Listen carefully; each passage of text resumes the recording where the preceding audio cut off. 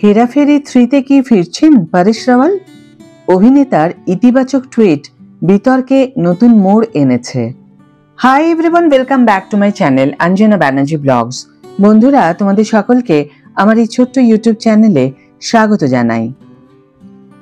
প্রিয়দর্শনের হেরাফেরি 3 ছাড়ার সিদ্ধান্ত পুনর্বিবেচনা করার জন্য এক ভক্তের অনুরোধের জবাবে পরেশ রাওয়াল প্রতিক্রিয়া জানিয়েছেন। হেরাফেরি ছবিতে পরেশ রাওয়ালের অদ্ভুত ও আইকনিক বাবুরাও চরিত্রে অভিনয় তাকে ভক্তদের কাছে প্রিয় করে তুলেছিল। মূল ছবিটি বছরের পর বছর ধরে কাল্ট স্ট্যাটাস অর্জন করেছিল। হেরাফেরি 3 নিয়ে যখন গুঞ্জন ছড়িয়ে পড়েছিল, তখন ভক্তরা প্রিয় ত্রয়ী অক্ষয় কুমার, সুনীল শেট্টি এবং পরেশ রাওয়ালকে পুনরায় একত্রিত হতে দেখে উত্তেজিত হয়ে পড়েছিলেন। কিন্তু পরেশের হঠাৎ এই প্রকল্প থেকে বেরিয়ে যাওয়া অনেককে হতাশ করেছে। এখন এই প্রবীণ অভিনেতা তার ফিরে আসার জন্য এক ভক্তের আবেগঘন আবেদনের জবাব দিয়েছেন এবং তার প্রতিক্রিয়া অনলাইনে প্রতিক্রিয়ার ঝড় তুলেছে। সোমবার একজন ভক্ত পরেশকে ট্যাগ করে এক্স হ্যান্ডেলে লিখেছিলেন, স্যার, হেরাফেরি সিনেমায় যোগদানের কথা আবারও ভাবুন প্লিজ। আপনি সিনেমার নায়ক। তার উত্তরে প্রবীণ অভিনেতা লিখেছেন, না, হেরাফেরিতে 3 জন নায়ক আছে, নিজের, অক্ষয় এবং সুনীলের কথা উল্লেখ করে। টুইট করেছিলেন আশিস সিং। তার এক্স হ্যান্ডেলে তিনি লিখেছেন, sir, please think once again to join Heraferi movie. You are the hero of this movie.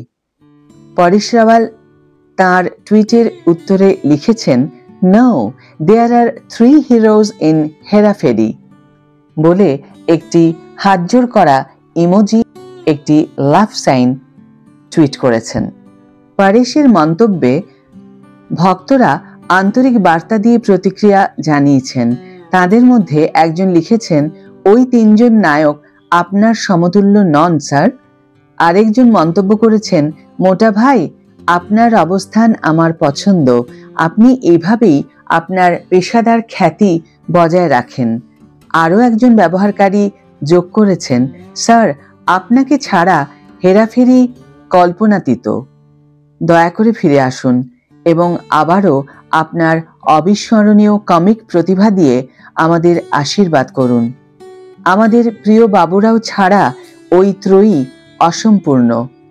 আবার কেউ কেউ মনে করেছেন এটি কেবল জনসংযোগ এবং তিনি শীঘ্রই ফ্র্যাঞ্চাইজিতে ফিরে আসছেন।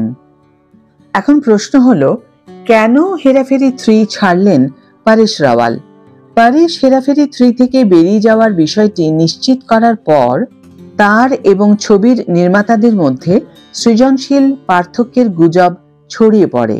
তবে পরেশ এই ধরনের জল্পনা কল্পনা উড়িয়ে দেন। পরে মিডডের সাথে এক সাক্ষাৎকারে তিনি তার সিদ্ধান্তের আসল কারণ প্রকাশ করে বলেন, আমি জানি এটি অনেকের কাছেই অবাক করার মতো বিষয়।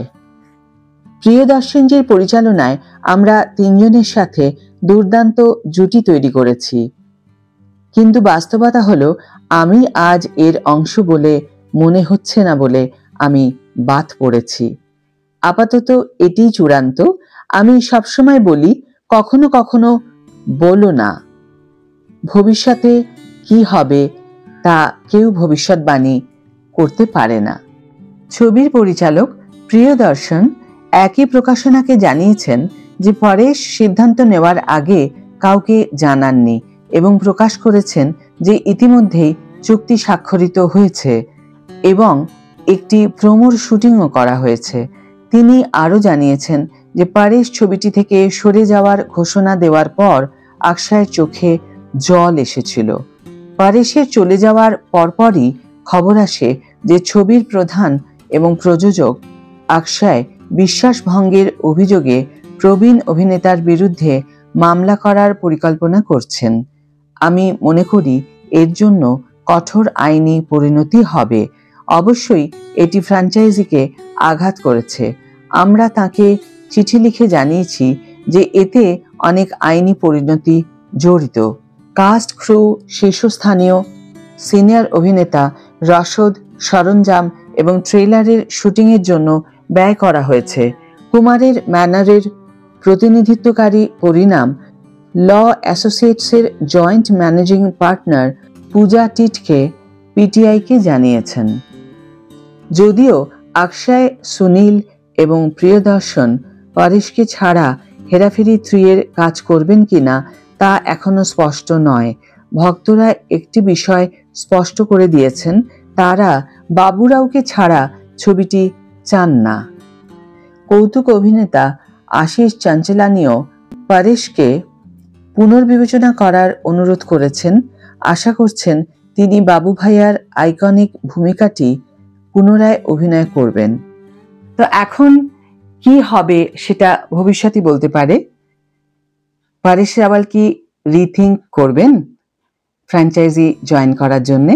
সেটাই এখন দেখার বিষয়। আজকের ভিডিও এখানেই শেষ করছি বন্ধুরা। ভিডিওটি যদি ভালো লেগে থাকে তাহলে অবশ্যই একটা ছোট করে লাইক দিও, শেয়ার করো বন্ধুদের সাথে, কমেন্ট করে জানিও তোমাদের মতামত।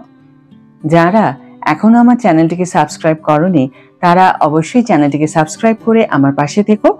আর যারা অলরেডি সাবস্ক্রাইব করে দিয়েছো তাদের জন্য আমার অনেক ভালোবাসা এবং অনেক ধন্যবাদ। আজ তাহলে বিদায় বন্ধু, দেখা হবে পরের ভিডিওতে। ভালো থেকো, সুস্থ থেকো, সঙ্গে থেকো।